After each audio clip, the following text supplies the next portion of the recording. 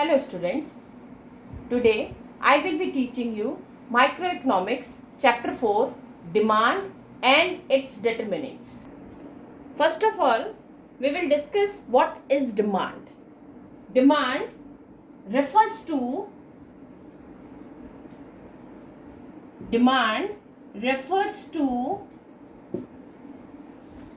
the quantity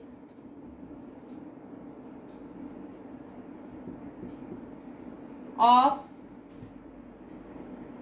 a commodity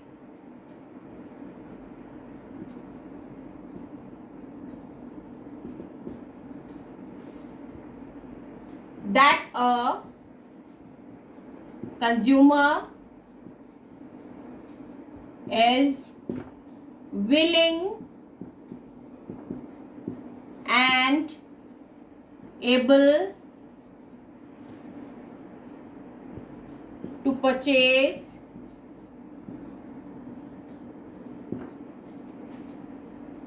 each possible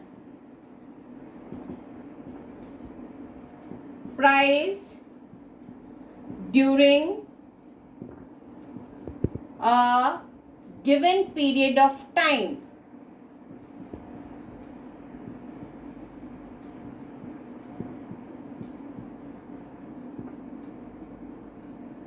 There are two types of demand. First one is individual demand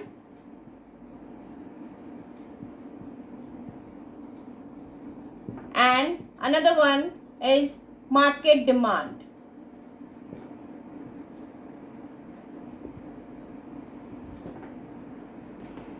Let us start with the individual demand. Individual demand I will show you with the help of a schedule. Here in the first column there is a price and another one is a quantity or a demand, quantity demanded. We know that there is a inverse relationship between the price and demand. So here we write the price of the commodities like 10 rupees, 20 rupees, 30 rupees and 40 rupees. In a 10 rupees there is a we demanded 40 units of a commodity, 30 because of the inverse relationship between the price and demand. जैसे जैसे price increase होता जाएगा quantity हम उसकी less demand करने लग जाएंगे. 30 पे मे बी 20 and 40 पे 20 units. It shows the individual demand of a consumer. Only one consumer की डिमांड है ये कि उसने ये प्राइस पे कितनी कितनी क्वांटिटी डिमांड करी है. तो इंडिविजुअल डिमांड कर्व जो आपका बनता है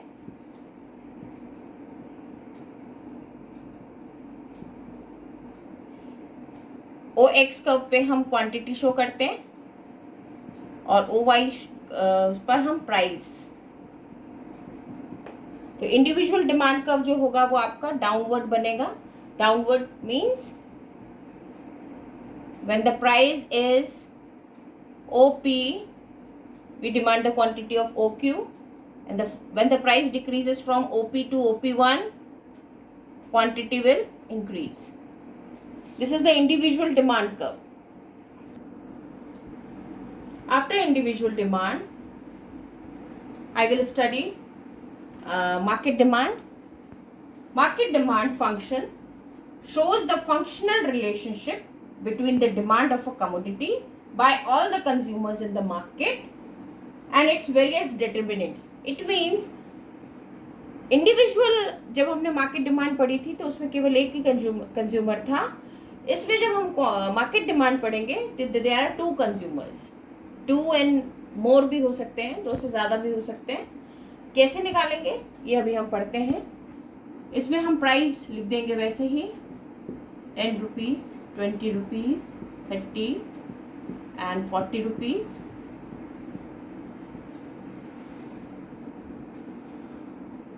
क्वांटिटी मीन्स कि जितने भी कंज्यूमर्स हैं यहाँ पे भी मैं क्वांटिटी में कंज्यूमर एक और लिख लेती हूँ, इसको कर देती हूँ B, इसको कर देती हूँ कंज्यूमर C, इसको कर देती हूँ consumer 1. It means there are 3 consumers are there. पहले कंज्यूमर ने 10 रुपीज़ जब प्राइस था तो इसने लिया, हो सकता है क्वांटिटी इसने ली 4 kg, B कंज्यूमर ने 3 kg और C कंज्यूमर ने 5 kg. After this condition, after 10 rupees, the price increase हुए. When the price increases by 10 to 20 rupees,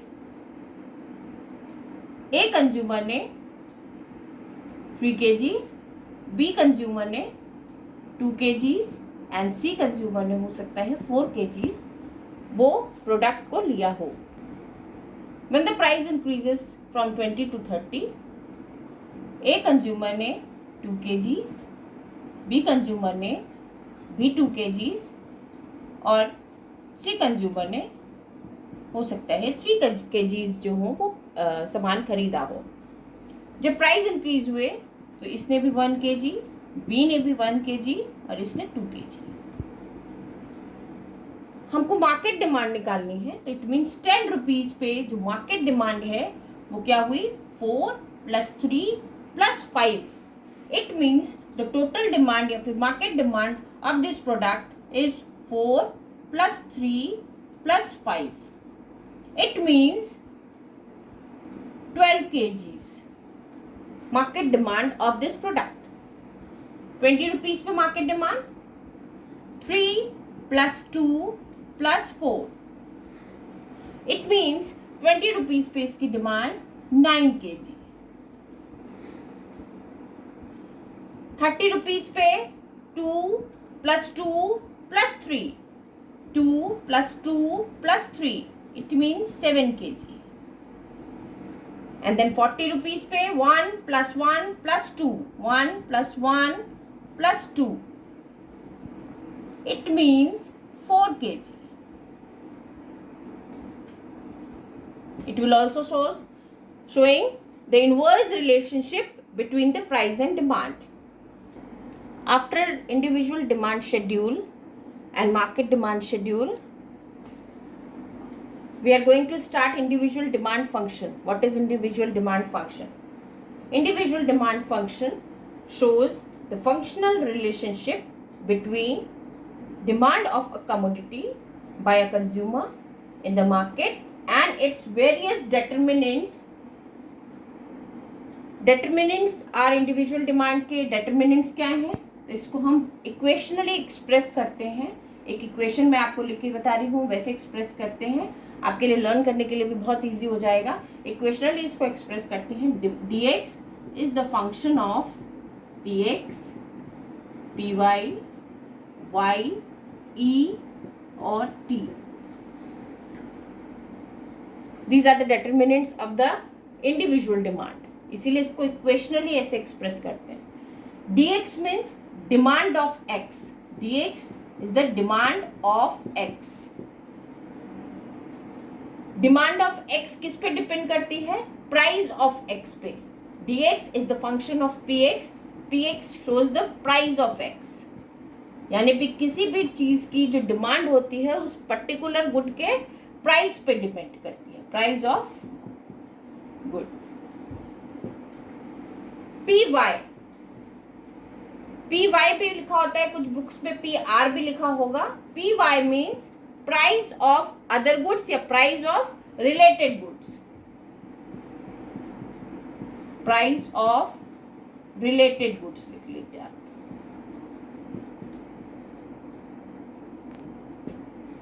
related goods में आपके there are 2 types of related goods.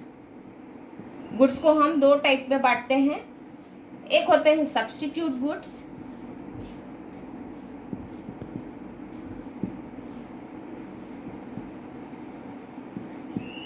And another good है ये complementary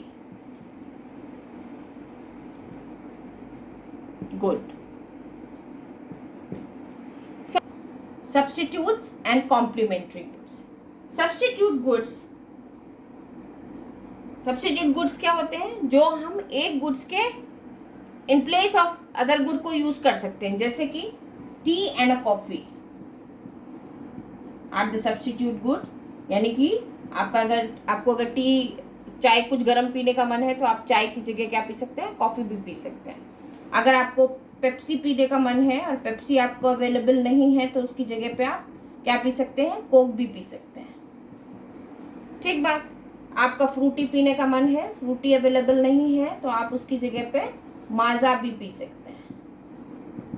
Maggi की जगह आप yippee भी खा सकते हैं। It means goods which can be used with equal ease and satisfaction in place of each other are called the substitute goods. Substitute goods के बाद आते हैं हमारा कॉम्प्लीमेंट्री गुड्स। कॉम्प्लीमेंट्री गुड्स जो होते हैं वो हमेशा एक दूसरे के साथ यूज होते हैं। जैसे कि कॉम्प्लीमेंट्री गुड्स में हम क्या लेंगे, car and petrol, bread and butter are the complementary goods, and pen and ink, pen and refill भी आप लिख सकते हैं। ठीक है, तो these are the complementary goods and substitute goods. After discussing with the complementary and substitute goods, फिर हम आ जाते हैं अपने इक्वेशन पे। नेक्स्ट है हमारा वाई। वाई डिनोट करता है income of the consumer, income of the consumer. It means किसी भी गुड की जो डिमांड होती है वो उसकी इनकम पे भी, उस पर्सन की इनकम पे भी डिपेंड करती है। जैसे जैसे इनकम इंक्रीज होगी वो उस चीज़ की डिमांड को इंक्रीज करता जाएगा एंड वाइस वर्सा। जैसे इनकम कम होगी उसकी डिमांड भी कम हो जाएगी। इनकम के अकॉर्डिंग भी हम गुड्स को दो डिवीजन करते हैं, दो भागों में बांटते हैं। कैसे? नॉर्मल गुड्स की डिमांड, इसे मैं एनजी लिख दे रही हूँ, these are the normal goods, and inferior goods, इसको मैं आईजी लिख देती हूँ। दो सिचुएशंस हैं।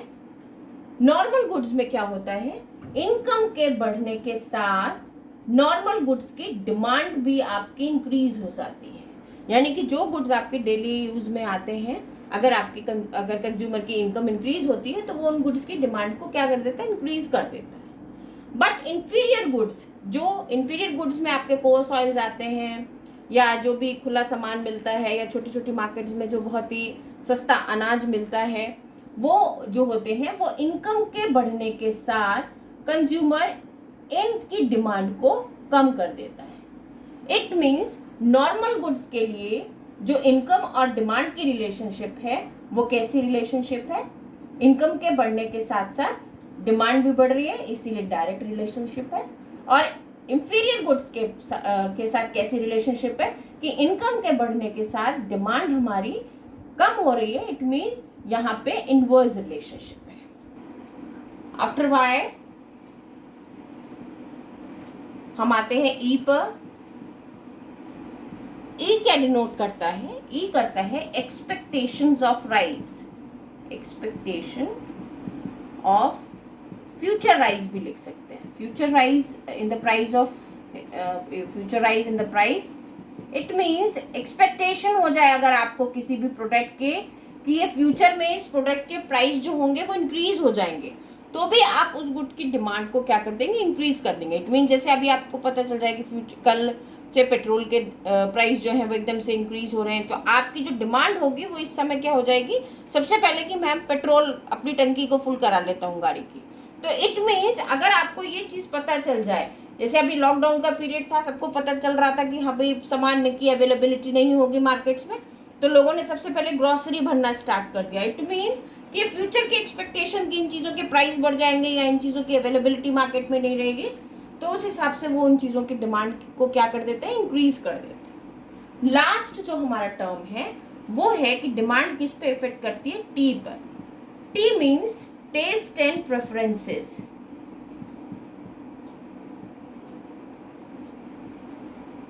टेस्ट एंड प्रेफरेंसेस का मतलब किसी भी कंज्यूमर की जो डिमांड होती है वो उसके किस पे डिपेंड करती है, उस व्यक्ति के टेस्ट एंड प्रेफरेंसेस पे डिपेंड करती है। टेस्ट एंड प्रेफरेंसेस भी को इफेक्ट करने के लिए भी बहुत सारे फैक्टर्स होते हैं। क्लाइमेट भी इस पे अपना इफेक्ट डालता है। यानी कि समर सीजन्स में हम कॉटन क्लोथ्स की भी डिमांड है, कॉटन क्लोथ्स। विंटर में हम ज़्यादातर वुलन क्लोथ्स की डिमांड करते हैं। रेनी सीजन में हम रेन कोट की डिमांड करते हैं। इट मीन्स कि प्रेफरेंसेस हमारी डिपेंड किस पे करती हैं? क्लाइमेट पे भी डिपेंड करती हैं, फैशन पे भी डिपेंड करती हैं, एंड हम इन दोनों के साथ साथ एडवर्टाइजमेंट पे भी बहुत डिपेंड करते हैं। और एडवर्टाइजमेंट भी हमारी जो होती है वो टेस्ट एंड प्रेफरेंसेस को डेवलप करने में बहुत हेल्प करता है। आफ्टर इंडिविजुअल डिमांड फंक्शन अब हम पढ़ेंगे market demand function. Market demand function का भी इक्वेशन है, इसको भी एक इक्वेशन में पढ़ेंगे। Is the function of P X P Y Y E T. ये सारे जितने भी हैं ये सब इंडिविजुअल डिमांड वाले के ही हैं। केवल एडिशनल क्या है इसमें? N and Y D. ये तो आपने पढ़ा है, D X price of X, D X price of related goods, demand income, demand expectations of rise in price, demand effect करती है हमारी टेस्ट एंड प्रेफरेंसेस से। N shows the number of the buyers, number of buyers. It means कि demand या market demand किस पे depend कर रही है? नंबर ऑफ बायर्स पे। जैसे हमने मार्केट डिमांड शेड्यूल बनाया था उसमें मैंने बहुत सारे कंज्यूमर्स लिए थे, तो हमारी डिमांड किस पे डिपेंड कर रही थी? नंबर ऑफ बायर्स पे। जितने ज़्यादा बायर्स होंगे उतनी ज़्यादा मार्केट में डिमांड होगी। वाई डी, वाई हमको पता है, वाई हमने पहले भी डिस्कस किया, क्या था? Y income of the consumer. And Y D it means in distribution of income, distribution of income।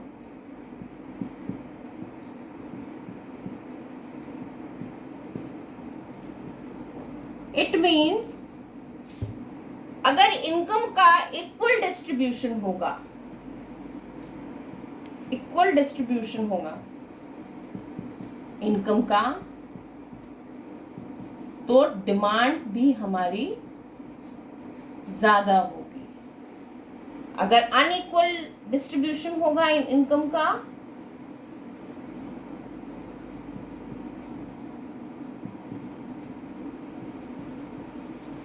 तो डिमांड हमारी कम होगी।